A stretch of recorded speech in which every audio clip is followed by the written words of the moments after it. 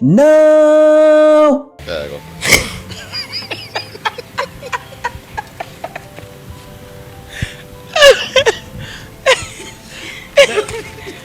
Chimbabaje ndakamenya karaminite mwana wangu ndi kukumva karashwanya nta kibazo twinjiye imihanda cyakoze urukundo ruba ruryoshye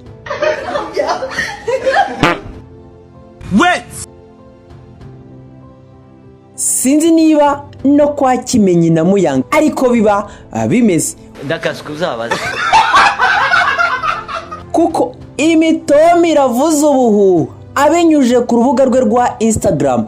Kimenyi yashyizeho ifoto ari kumwe n'umugore we Muyango ayikurikiza amagambo yuje imitoma avuga ko ari we wamutwaye umutima. Ati ifata ikiganza cyanjye umutima wanjye na roho yanjye kuko ni wowe byaremewe, ndashaka kugumana nawe kugera ku rupapuro rwa nyuma rw'ubuzima mukundwa. Muyango nawe nta kuzuyaza ahita amusubiza agira ati uri umunyamugisha kuba nkufite mu buzima bwanjye, nkunda ubu buzima turi kumwe, namenye ko ari wowe nahoze nifuza bwa mbere duhura, ndi umunyamugisha kuba ngufite kandi nekereza ko buri wese agukeneye mu buzima bwe ubuziraherezo. Abantu koko ntibazi uburyo ndi umunyamahirwe kuba ngufite. Saba gusa kandi wa wundi muzi akundana na nibikora Safi cyangwa Safi Madiba niyo nizera Judith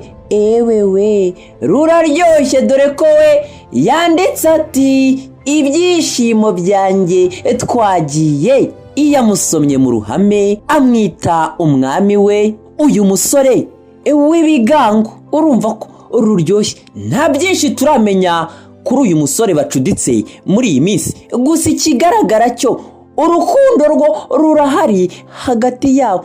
Ngira ngo namwe murabibona. Mu gihe bimeze uko rero Kiramani Imitsutsu yamubwiye ati Kiramani we ni ikigwari ni ikigwari ni igihone ni igihone kabisa. kubera iki uvuze icyo kintu mwana nta kuzuyaza abigenza uko Kiramani uri igihone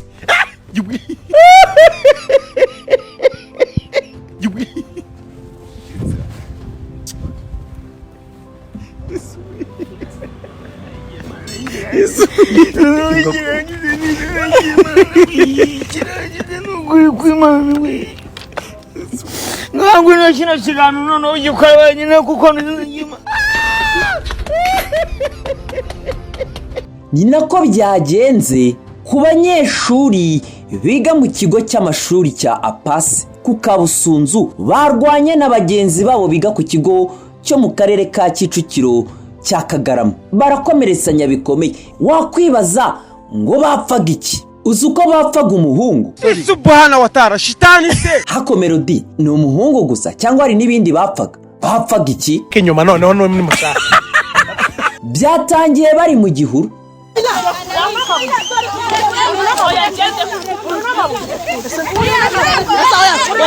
Biza kurangira iyo foto mubona twayipfutse, murabizi ko ari ibiba bitemewe kwerekana.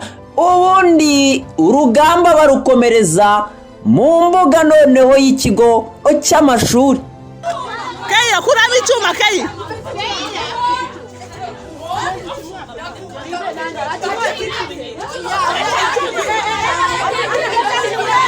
Kaya shahasi icyuma, kaya shahasi icyuma. Kaya shahasi icyuma amaheru. Kaya shahasi icyuma.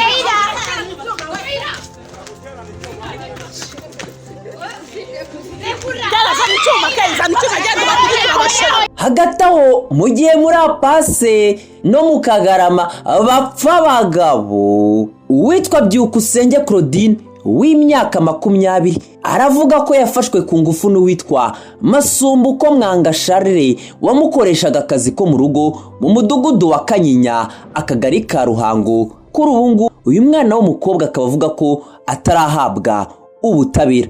Ese byagenze bite? Yarabyutse ubwo ngubwo ajya muri sala arampamagara, arangije arambaza ati sibyo nakubwiye kutageze usubiza. Arambwira ati se sinakubwiye ko ashaka ko turyamana. Ndamubwira ati si bishoboka ko naryamana nawe kuko ufite umugore wawe. Nagomeje mwishikuza, nibwo kumwishikuza umuryango wari ukinguye nibwo nahise ngwa hasi ankuramo imyenda. Ndangije kubera ko imbaraga zari zashize ubwo yahise afata amaboko yanjye ayashumikira mu izosi. Ubwo kubera ko imbaraga zari zashije ahita afata anyabikika aho ngaho. Yakoze ibyo akoze abirangije ahita agenda, ahita asigara mu cyumba. Nyine baraje mbatekereza uko byagenze.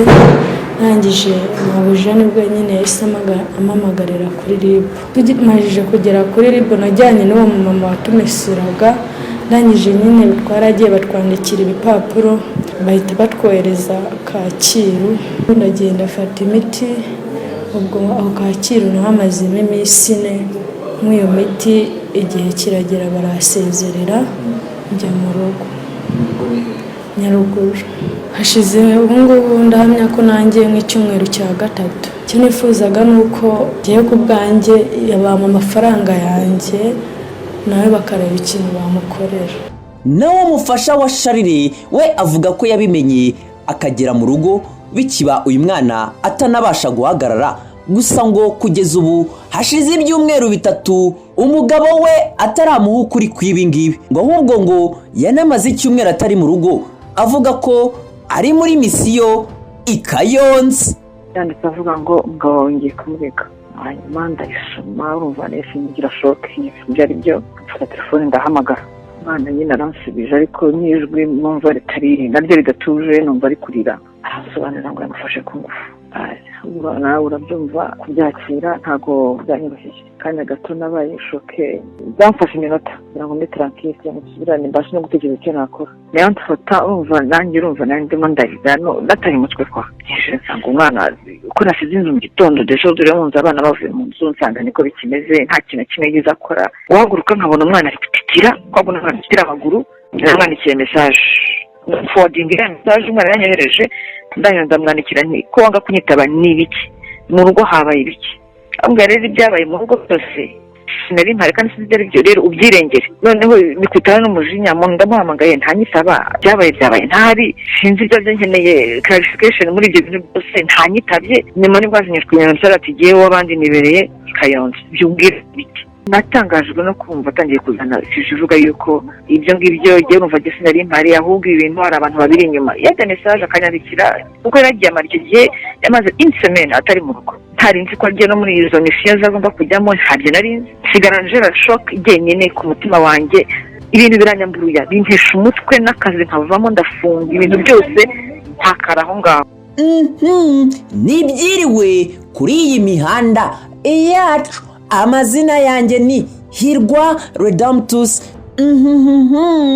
Ni mwibuka gukora subscribe aho munsi, like, share na comments kuko nicyo tubereyeho ni ukubagezaho amakuru kandi mu buryo bwizewe naho ku munsi w'ejo.